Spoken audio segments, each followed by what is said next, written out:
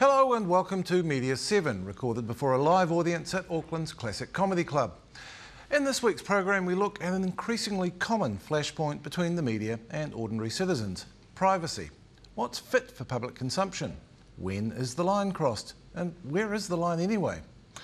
To begin, Monday evening's 60 Minutes program featured an interview with Kristin Dunne-Powell, whose assault complaint against her former partner Tony Veach triggered a news frenzy. The interview was not just about the case itself, but about the sometimes alarming pressure of modern media attention. In tandem with the police investigation came intense media scrutiny, examining every intimate detail of their relationship and questioning Kristin's motives. And photographers taking photos of you? Yeah, we escaped from here under the cover of darkness with me hidden on the back seat of the car, and we had to ring the police because we were being followed. We will move from here. This was the place that I bought to heal in. I love it. I love it. But I now hate it at the same time because people know where I am, and we've been so intruded on here. We lived with our curtains shut for 3 months. Kristin Dunne-Powell is with me now to discuss the issues raised in those clips. Thank you for joining us, Kristin, and I feel bound to point out that you didn't approach us. We asked you to come on after seeing that interview. Could we begin by clarifying exactly what happened on your property? Photographers came out to your farm south of Auckland and took photos of you just going about your daily business? Well, they didn't really get any opportunity to take the photographs. They were always there as a constant presence. There was only the one photograph of me off the Whoosh website, and so really it started with carfuls of journalists and photographers on our driveway. And so they came onto your property? Yes. Did you try and chase them away? My husband asked them to leave, and to some degree that worked, and when that didn't work we rang the police and asked them what our rights were. They said after having asked them to leave, if they didn't then they were trespassing, and so the police came and helped us and just warned those media outlets that they were trespassing if they came onto our property again. So that worked to a degree. It moved them down our driveway, out to the end of our driveway, and then the cars would sit at either end of our driveway and any point on that road where there was a vantage point of our house. With long-range lens cameras, journalists would knock at our door at any time of the day or night hoping to catch us. The phone rang constantly, both home and mobile. And so as I said in that interview, we just shut the curtains, and I never ventured outside the door unless I was convinced that there was no one out there. Who was doing this? I think at first all outlets wanted to have an attempt at getting my story, and fair enough. After a few weeks, and certainly once the charges had been laid, it really remained as being just the Sunday media. And that was very constant from then on. Thursday, Fridays and Saturdays we felt pretty much hounded.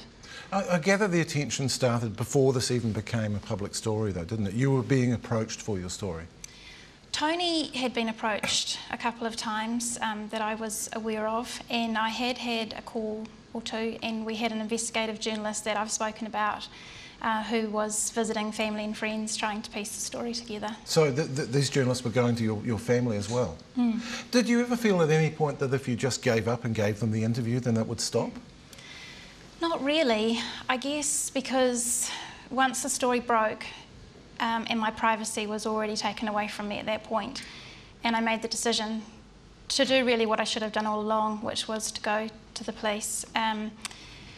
From that point, it became a criminal case, and as I was advised by the Crown, it wasn't something to be discussed. So if I fronted up to the media, what was I going to be able to say? And so, the advice from the police, the Crown, all the way through was to just hold our time for court. Yeah. But you did hire, well, I don't think you paid for it even, but you did have some PR help. We talked to Shane Curry at the Herald on Sunday, whose view was that if you had PR help, then you were fair game for a stakeout, and they could do what they wanted. But what do you make of that? I guess I can see how Shane could have come to that, and unfortunately I never did get to discuss this with him, but really the PR help that I had was through my company. They stepped into an extraordinary situation. I was actually in Sydney at the time the story broke, and it was relevant for them to help out. And I'm very grateful to them for the advice that they gave me for free, and the way that they tried to help to defend me from all of the contact. And I think Malcolm Boyle described it as wall to wall. It was unbelievable. Was there a point where you regretted making the complaint to the police? Did that ramp up the media attention? I honestly thought once the complaint was made and the charges were laid that it would die down. I really believe that under the laws that the media interest in the case needed to die down until the trial itself. Now, I was utterly wrong about that. It didn't die down at all. And there are still some people who feel that it should die down. Jane Clifton wrote a TV review of that 60-minute show, which suggested in the headline that perhaps it would have been better if you'd just shut up. Why did you do the interview? I mean, it was done 2 months ago, wasn't it?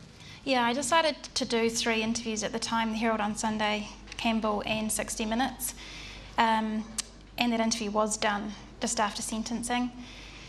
I read Jane's article. I think under the headline the article was fair. I'm just a normal Kiwi. I'm no more equipped to handle this than anybody else, and I've made the decisions I've made, and I've always tried to do them in good faith. Hindsight's a great thing, but I think it was an unfortunate timing for that headline, because next week the Women's Refuge campaign starts, and that's all about speaking out. Now, if I didn't speak out, then who's going to?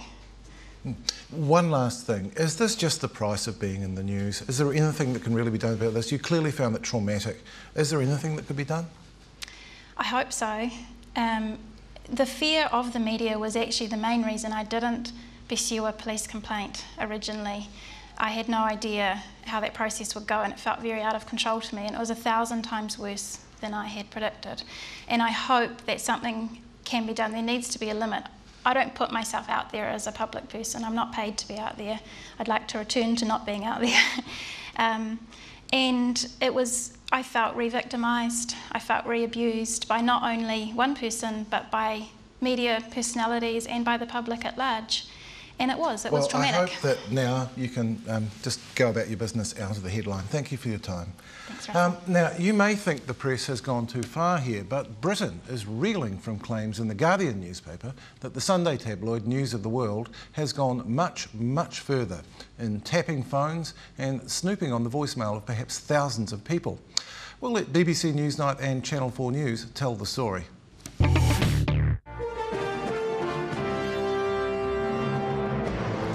Tonight, new questions about the extent of the News of the World phone bugging scandal. He was one of a number of public figures, claimed The Guardian, whose private messages were intercepted by Glenn Mulcair, a private investigator who'd worked for the News of the World. People on your paper's tapping into people's voicemail? We don't have that here, do we? But how far does our press go in looking into people's lives? Did Millie Elder deserve wall-to-wall coverage of her troubles just because she has a famous dad?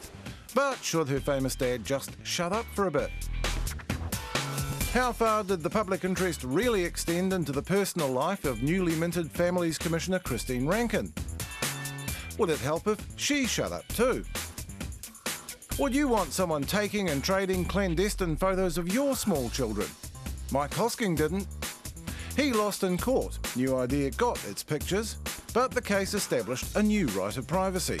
And 5 years later, when his twins were photographed at a charity auction, the Star Times decided Hosking was a hypocrite.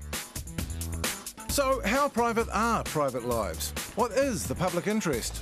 And where are we headed? To talk about what privacy really means, I'm joined now by leading media lawyer Tracy Walker and Sunday Star Times Deputy Editor Mariana Alexander. Welcome to you both. Thank you. Tracy, I understand you can't talk directly about Kristin's experience because you were briefly involved with the case, but what in general is a subject's right to privacy in a situation like that? Right, well I think there are two separate but related issues, Russell. The first is the way in which the news media go about gathering information for a story. And the second is in relation to publication of private facts. That first category, there's a lot of disparate and rather ad hoc rules that apply. The second category, there's been some recent developments, in particular in the Court of Appeal in New Zealand. So there is now an actionable wrong for interference or invasion of privacy. And it really boils down to reasonable expectation and whether publication of those facts would be highly offensive to the ordinary person. It's a matter of what can be done about it at the time, though, as well, surely. I mean, it seems that it's easier to pursue privacy in other ways, for example, you know, on trespass grounds, as Kristin did. Well, that's an immediate, almost self-help remedy. The law, the way it works, of course, is that the most realistic remedy, the one that the claimant most realistically wants, is an injunction to stop publication of facts. There's no doubt about that. And there are some very special rules called prior restraint rules, where it's a hard balancing act for a court to determine whether there is sufficient public concern in information that in fact no injunction should be made. Instead, the publication should go ahead and the claimant's left to a remedy and damages. How would, say, someone fare if, in that situation, they went and sought an injunction, sought prior restraint to get rid of the photographers at the end of the drive? Would they have any success? Well, that's a different point. You see, that's what I made the distinction between the news gathering activity, the activities the media engage in to find their story, and the actual publication of private facts. In the latter, there's a more reasonable opportunity to go to court and get an injunction. In the latter, you really have to rely on the criminal law and the civil law of trespass. Now, there are certain rules. If a journalist goes onto private property, full well knowing that the interviewee subject has refused to be interviewed, then that is a civil trespass. And there are cases, certainly in Australia, where claimants have gone to court and got injunctions that have restrained publication of the information the cameraman or the reporter has actually obtained through civil trespass. But it's a pretty rare beast in New Zealand. It sounds complex, actually. It is complex, it's still developing, and that's understandable. These concepts are fairly new and novel, and they're changing. They reflect society's understanding of what are private facts, which, let's face it, they change from time period to time period. Mariana, it strikes me that since the arrival of your opponent, the Herald on Sunday, the Sunday newspaper market has become intensely competitive. I wonder what you think the impact of that is in pursuing stories like this. Sure. I think you're right to say that, because undoubtedly the Sunday newspaper market in New Zealand is in fact the only competitive newspaper market in New Zealand. The rest of the dailies exist in a single market. So undoubtedly we are competitive for stories because we are trying to sell our newspaper, as our two Sunday rivals. I think it's been an interesting kind of trek over the years, because it's certainly when the Herald on Sunday started, the Sunday News and the Sunday Star Times were very much aware of this competition, and we wanted to outsell this new paper. I think as the years have gone on and we've become settled down and used to the presence of three Sunday newspapers, our behaviour has changed, particularly in relation to feedback from our readers. You know, we do listen very closely to what our readers are saying about the kinds of stories we run, and we respond to that, because actually we're a product that, to remain relevant to our readers, we have to serve their needs. And if they're very quick to kick us. Did your readers need to see pictures of Kristin on her farm? Well, look, to be honest, I mean, there's no one here in this room, I'm sure, that doesn't empathise with Kristin's situation. A terrible thing happened to her, and this is almost a kind of a two worlds collide thing, where as an ordinary New Zealand citizen, her story was played out in the public domain because it happened to involve a celebrity. So had it not involved a celebrity, I'm sure we wouldn't know her name these days, but it did. And let's not forget that that story was very much legitimately in the public interest. It broke exactly a year ago. But there's no public interest in a long lens picture, is there? Well, we didn't run a long lens picture of her, actually. I can put my hand on my heart and say that the Sunday Star Times behaved very admirably in the pursuit of that story. We certainly did not go and trespass anywhere and continue to remain at the end of driveways when we'd been asked to leave. I feel very comfortable with our behaviour. You still had reporters pursuing her pretty much every weekend for a while, didn't you? No, we didn't, not every weekend. We certainly, in the interest of balance and accuracy, when we were running a Tony Veach story, we would go to her to seek some comment. Now, we didn't always successfully reach her, but I think it's very much our duty in the act of accuracy and balance to attempt to put the information to the other side, as we would do for any story, actually. Now, Tracy, one thing that we heard from Shane Curry at the Herald on Sunday, and we've certainly heard it from other people, is that if someone cultivates the media, if they cultivate the media profile, then they have a great deal less comeback if that bites them back later on. Does that have any status in law? Well, I think it does for two reasons. First of all, as I explained, it's about reasonable expectation, and there are a whole host of ingredients that go to what forms a reasonable expectation. It's not a subjective expectation, it's objectively judged. So you look at the attributes of the person complaining, and let's face it, if they are a celebrity, and I'm not suggesting that this is that category, but if they are a celebrity who courts publicity for their own purposes and needs, if you like, almost like a brand, and many celebrities are a brand, then that reasonable expectation will be tested differently. I guess what people worry about is the collateral damage around these people. Maybe people don't have too much sympathy for Paul Holmes if he's in the headlines, but maybe they think Millie shouldn't be. Well, certainly, and I think children, particularly under the age of, say, 16, are in a particularly vulnerable category, and the courts respond to that. There is no doubt that they treat children in a separate and special category, and just because a child's parents are celebrities, doesn't mean that it's a free-for-all for media.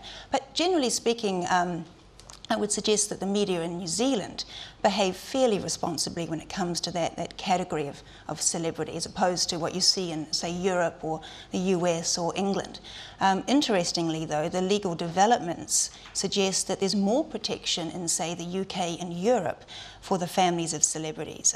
Very famous and case. Probably a more vicious press as well, so perhaps well, more perhaps need it's for a response to the more vicious press, yeah. more now, need. Mariana, I'm sure there are people out there who think that you are all completely amoral, but I presume there are times when you decide not to run pictures when you've got them, or you don't do a story. Have there been examples of that? Yes, there have been, and we do.